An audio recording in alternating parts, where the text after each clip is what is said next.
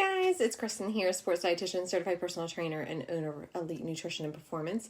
And I want to talk to you today about the best and the worst diets of 2021, especially pertaining to athletes and active individuals. So there's tons of diets, and I'm sure you have, if you've ever paid attention to nutrition, you will come to find out that every year it's a different diet. There's a different culprit that's, making us all fat and unhealthy and all that kind of stuff. So let's just kind of run through what the list is right now. So probably at the top of the list is the ketogenic diet, followed by intermittent fasting. So the ketogenic diet is where you cut out basically all carbohydrates. We'll just say that. So really you're getting your carbs down to somewhere between 20 and 50 grams of carbs per day. And so carbohydrates is your body's primary source of energy. So you are essentially cutting out your body's primary source of energy. And the idea with that is you are switching it over to burning fat as well as protein. So fat is a secondary source of energy. It's kind of like a longer term energy. It's a slower burning energy source. And your body does certainly burn both carbs and fat at the same time, but it's usually a ratio. So, depending on what type of activity that you're doing, you might be burning more carbs, you might be burning more fat. So with a ketogenic diet, you're, like I said, taking your body's primary source of energy, taking it away, and I will say your brain runs off of carbohydrates, so glucose in its simplest form. You're taking it away and you're forcing your body to burn fat and protein. So what winds up happening is you get this brain fog, you can feel really sluggish, really lethargic, but once you get past that initial stage of getting into ketosis, people say that they feel great. They're not hungry because they're burning more fat, and fat, like I said, is a long-term energy source. But the problem with the ketogenic diet is it really is a lifestyle. It's something that you have to stay on for the rest of your life or for a very long time because and slowly transition out of, because your body is, like I said, you have transitioned it over to burning fat and not really any carbohydrates, which is not natural, not really what your body's supposed to be doing. And so a lot of people wind up just getting sick of doing the ketogenic diet, and then they go off of it and gain a lot of weight back. But really, by going on the ketogenic diet, you are significantly reducing calories. And so when you significantly reduce calories, obviously you're going to lose weight.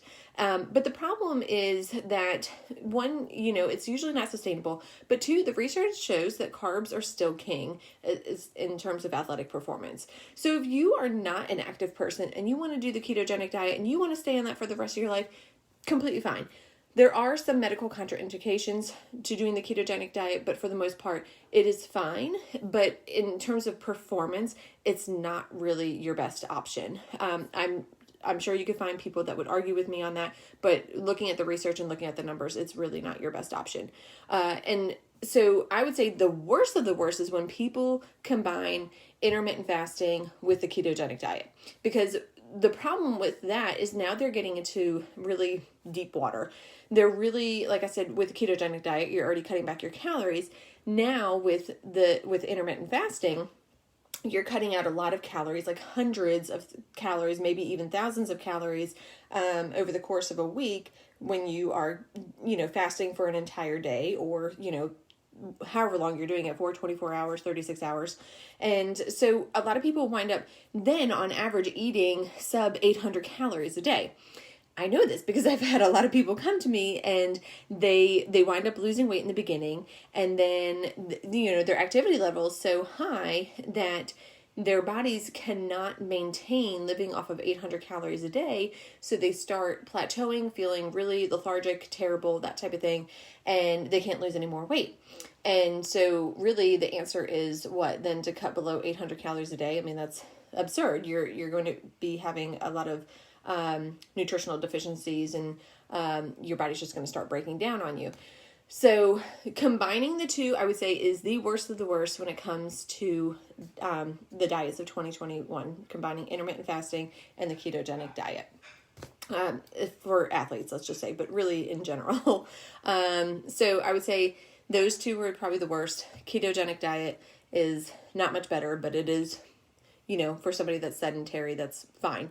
Now we get into things like paleo. So paleo is, more meat-based, really sticking with more like grass-fed beef, organic chicken, pastured pork, which are all great things, good things.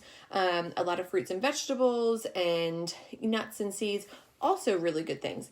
But you are cutting out grains, which your body, again, if you are an athlete, needs a lot of those because that's where your carbohydrates are coming from. So I think paleo has a good premise behind it. It is not the best execution. They also cut out salt. If you are an endurance athlete, you need salt, you need sodium. Otherwise, you're going to have a lot of issues with hyponatremia, cramping, and just, you can have problems with your heart because that is a muscle. So anyways, I would suggest doing a modified paleo. So you could stick with paleo premise, but then still sprinkle in some whole grains like quinoa, brown rice, sweet potatoes, that type of thing. Now, plant-based diets is another one. So plant-based can really mean anything. There is no, there's no really scientific definition of it. So plant-based could mean you're vegan, could mean that you're vegetarian, could mean that you're pescatarian, or it could just mean that you eat a lot of plants and you still have meat. It could mean any of those things.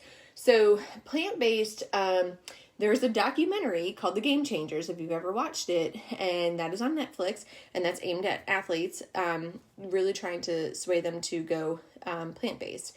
And so plant-based is not necessarily bad. It could certainly be a very good thing for you.